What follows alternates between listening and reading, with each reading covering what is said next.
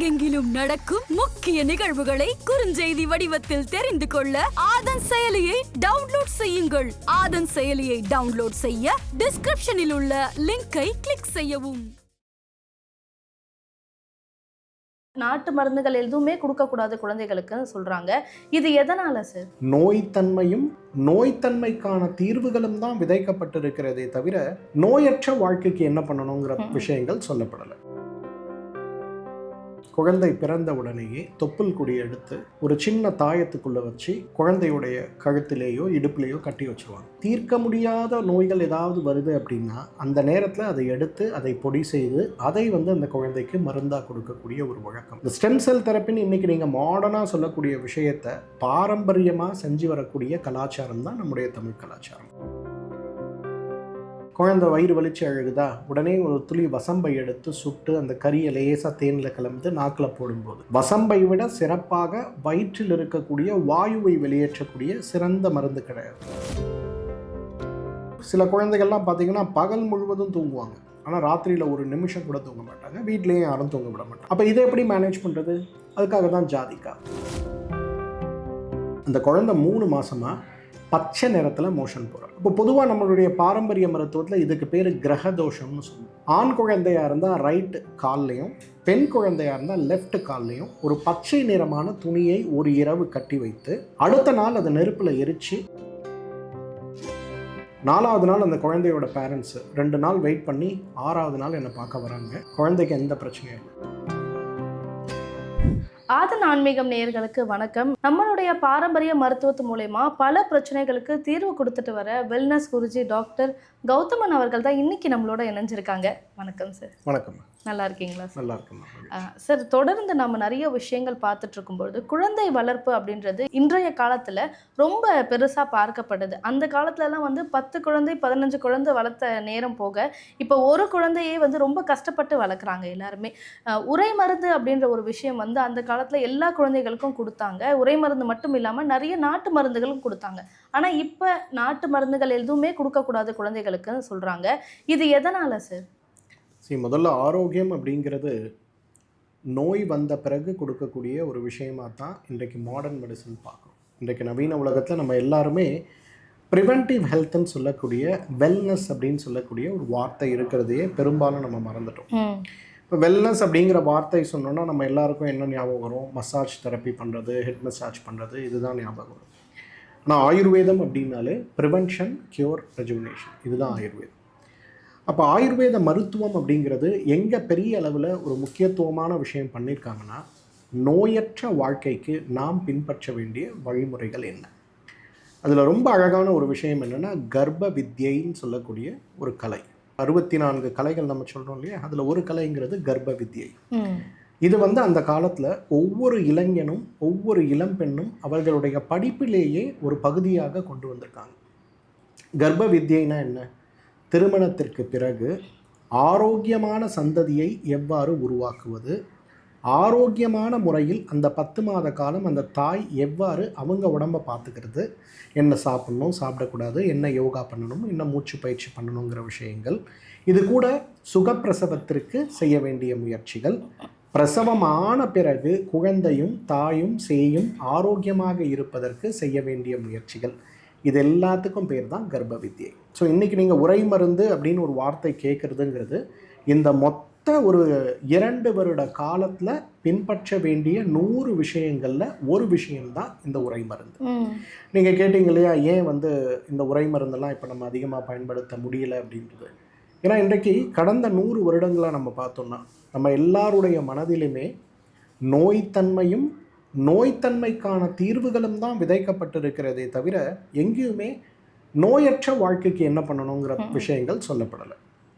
அப்போ ப்ரிவென்ஷன் அப்படிங்கிறதுல ஆயுர்வேத மருத்துவமோ தமிழ் மருத்துவமோ மிகப்பெரிய ஒரு முக்கியத்துவம் கொடுத்த நிலையில் இன்றைக்கி அந்த முக்கியத்துவத்தை இழந்ததாலோ என்னவோ நம்ம எல்லாருமே நிறைய விஷயங்களை புரிஞ்சிக்கிறதில்லை, தெரிஞ்சிக்கவும் விருப்பப்படுறதில்லை. உதாரணத்துக்கு இப்போ எண்ணெய் தேய்த்து குளித்தல்ங்கிறது ஒரு விஷயம். பொதுவாக சனி நீராடு அப்படிங்கிறது நமக்குள்ள பழமொழி. சனிக்கிழமை ஆச்சுன்னா ஆண்களும் வெள்ளிக்கிழமை பெண்களும் எண்ணெய் தேய்த்து குளிக்க வேண்டும்ங்கிறது. அப்போ எண்ணெய் தேய்த்து குளிப்பதால் நமக்கு கிடைக்கக்கூடிய நல்ல பலன்கள் என்ன? உடம்புடைய சூடு குறையும், உடம்புல இருக்கக்கூடிய நோய்த்தன்மை குறையும், உடம்பு குளிர்ச்சியாக இருக்கும். குளிர்ச்சியாக இருந்தால் உடம்போட மெட்டபாலிக் ரேட்டை நம்ம மெயின்டைன் பண்ண முடியும். உடம்போட மெட்டபாலிக் ரேட்டை நம்ம மெயின்டைன் பண்ண முடியும்னா நிச்சயமாக நீண்ட காலம் இளமையோடு ஆரோக்கியத்தோடு நம்ம இருக்க முடியும். அப்போ எண்ணெய் தேய்த்து குளித்தலே தவறு அப்படின்னு தான் 50-60 வருஷத்துக்கு முன்னாடி மாடர்ன் மெடிசனில் டாக்டர்ஸ் டெலிவரி ஆன பிறகு என்ன சொல்லுவாங்க, குழந்தைக்கு எண்ணெய் தேய்ச்சி குளிக்க வைக்காதீங்க. அப்போ இன்றைக்கி 40-50 வயசில் இருக்கவங்க யாராவது ஒருத்தருக்கு தலைமுடி கருப்பாக இருக்கா? எல்லாருக்கும் வெள்ளையாக இருக்கு. அப்போ ஒரு ப்ரிவென்ஷனாக சமூகமாக பாரம்பரியமாக நம்ம செஞ்ச விஷயத்தை நம்ம மறந்து போனதுனால வரக்கூடிய விளைவு தான். ரெண்டாவது, எண்ணெய் தேய்த்து தலைக்கு எண்ணெயே தேய்க்கக்கூடாது அப்படிங்கிற ஒரு விஷயம் சொல்லப்படுது. பொடுகு நோய் நம்ம இன்னைக்கு பார்க்குறோம், டேண்ட்ரஃப். அப்போ டேண்ட்ரஃப் வரதுக்கு காரணம் என்ன? உடல் சூடு. அந்த உடல் சூடாகும்போது நம்மளுடைய தலையில் இருக்கக்கூடிய வேர்வை துவாரங்களில் வரக்கூடிய அந்த திசுக்கள் எல்லாம் உறைந்து போய் சூடுனால் வரக்கூடிய நோய் தான் பொடுகு நோய். அப்போ எண்ணெய் தேய்ச்சி குளிக்கிறேன்னா என்ன ஆகும்?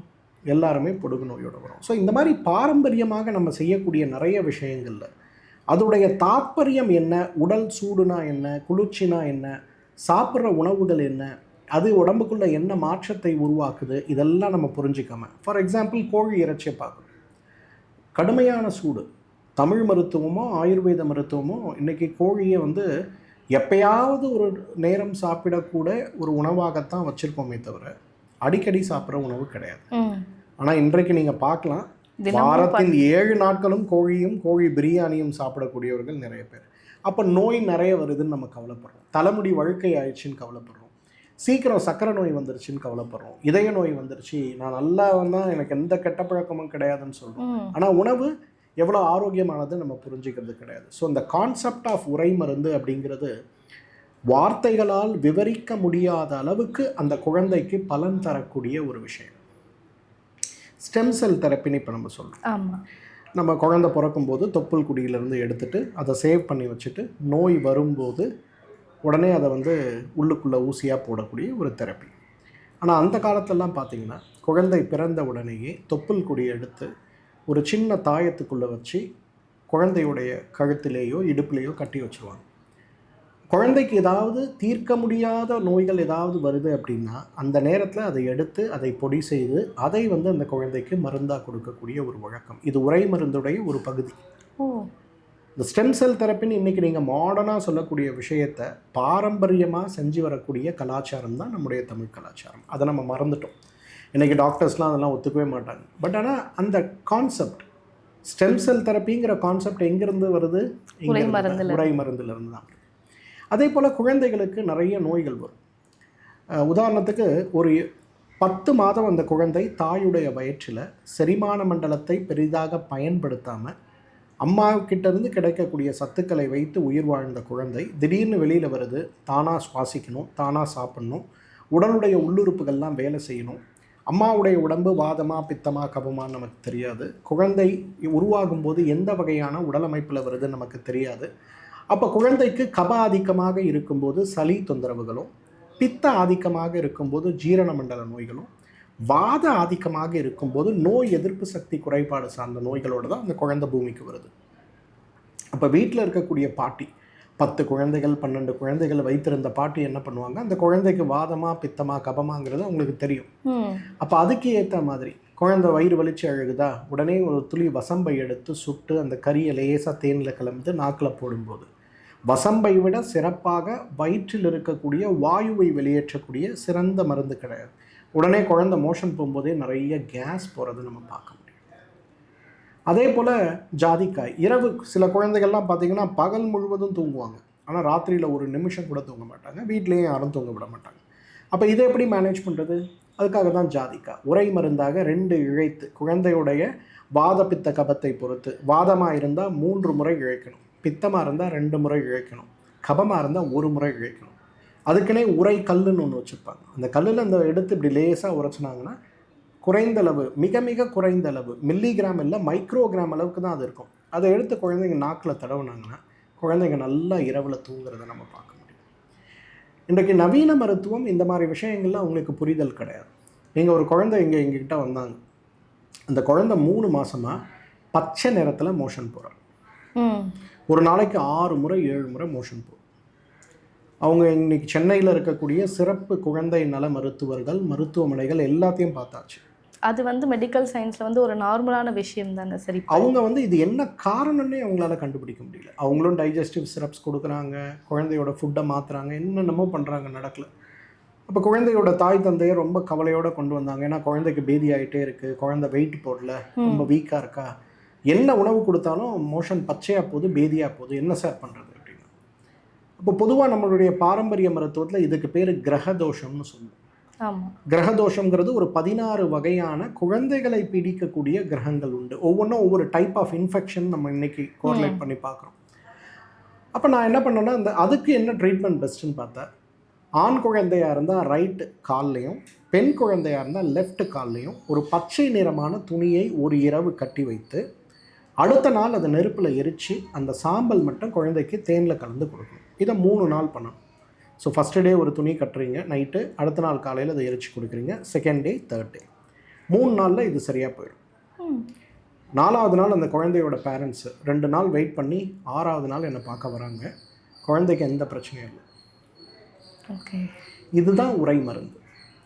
அப்போ நம்ம இன்றைக்கி கண்ணுக்கு தெரியக்கூடிய, ஸ்கேனில் பார்க்கக்கூடிய, இரத்த பரிசோதனையில் பார்க்கக்கூடிய விஷயங்களை மட்டும்தான் கவனிக்கிறோமே தவிர குழந்தைகளை பாதிக்கிறதுக்கு என்ன வகையான வழிமுறைகள் இருக்குது, இன்னும் நிறைய வகையான பாக்டீரியாக்கள், வைரஸ்கள் பற்றி இன்னும் ஆராய்ச்சிகள் நடந்துகிட்டே தான் இருக்குது.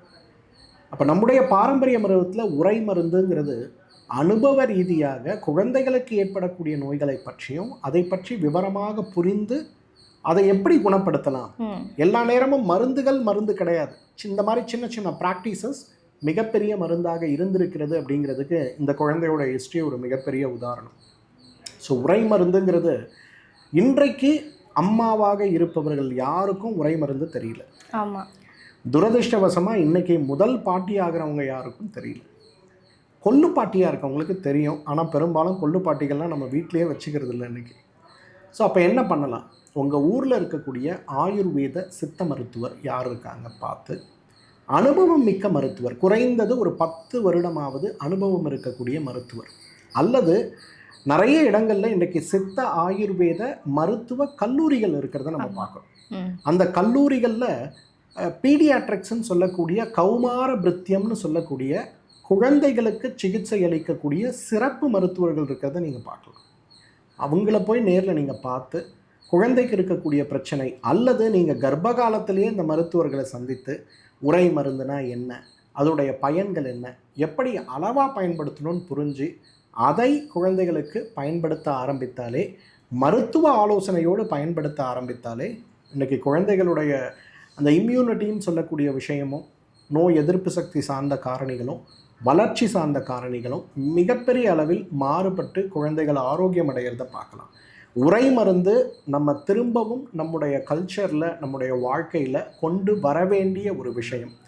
உரை மருந்துன்னு அதுக்கு பேர் இருந்தாலும் அது மருந்து கிடையாது, ப்ரிவென்ஷன், குழந்தையுடைய ஆரோக்கியத்திற்காக கொடுக்கக்கூடிய ஒரு பழக்கம்ங்கிறத நம்ம புரிஞ்சுக்கிட்டால் போதும்.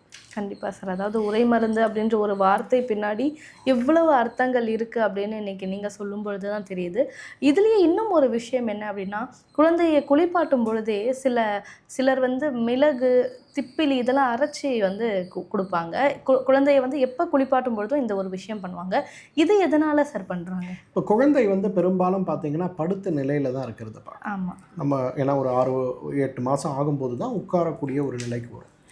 அப்போ குழந்தை படுத்த நிலையில் இருக்கும்போது, வயிறும் நமக்கு படுத்த நிலையில் இருக்கும்போது, குழந்தையுடைய ஆகாரமாக பெரும்பாலும் பால் மட்டுமே கொடுக்கும்போது, அது தாய்ப்பாலாக இருந்தாலும் சரி அல்லது பசும்பாலாக இருந்தாலும் சரி கொடுக்கப்படும் போது குழந்தைக்கு ஜீரண மண்டலம் சார்ந்த, கபம் சார்ந்த நிறைய நோய்கள் வரத்துக்கு வாய்ப்பு இருக்குது. அகெயின் இதுவும் வந்து சுக்கு, மிளகு, திப்பலி சேர்த்து கொடுப்பாங்க அப்படின்னு சொல்கிறது ஒரு பொதுப்படையான விஷயம். ஆனால் என்ன பண்ணுவாங்கன்னா, கபம் அதிகமாக இருக்கக்கூடிய குழந்தைகளுக்கு வசம்பு சார்ந்த மருந்துகளை கொடுப்பாங்க. பித்தம் அதிகமாக இருக்கக்கூடிய குழந்தைகளுக்கு ஜீரகம் சார்ந்த மருந்துகளை கொடுப்பாங்க.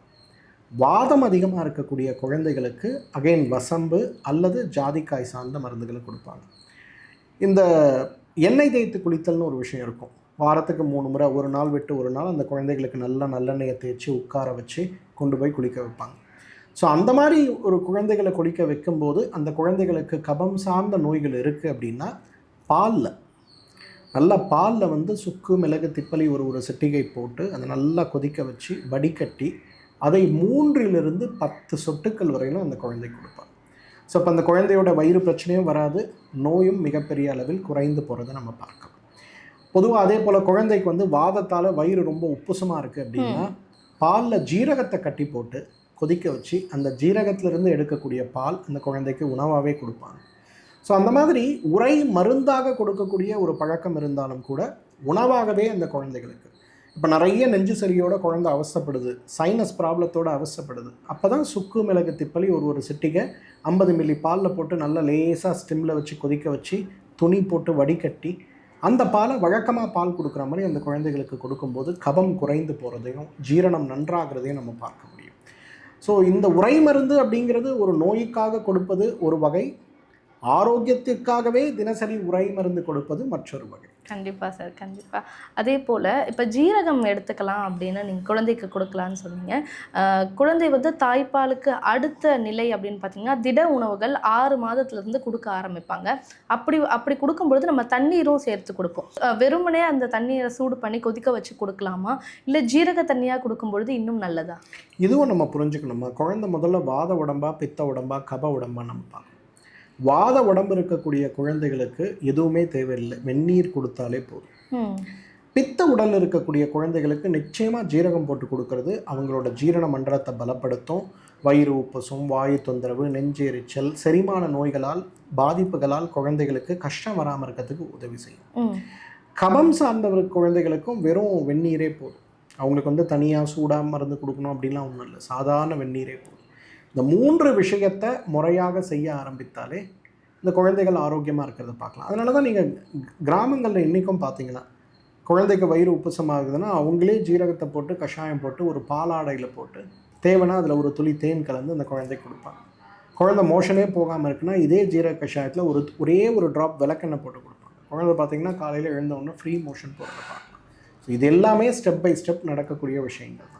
கண்டிப்பாக சார். அதாவது குழந்தை மருத்துவம் அப்படின்ற ஒரு விஷயத்தில் ஆயுர்வேத மருத்துவத்தை நாம் எந்த அளவுக்கு இன்றைக்கி எடுத்திருக்கோம், ஆனால் நம்மளுடைய வாழ்க்கையில் தினமும் அதை பயன்படுத்துறது மூலிமா குழந்தைகளுடைய எதிர்காலம் எப்படி இருக்கும்னு சொல்லிட்டு ரொம்ப விளக்கமாக சொன்னீங்க. தொடர்ந்து ஆதன் ஆன்மீகத்தில் எங்கள் நேயர்களுக்கு நீங்கள் வந்து நிறைய விஷயங்கள் சொல்லணும்னு கேட்டுக்கிறோம் சார். ரொம்ப நன்றி. வணக்கம்.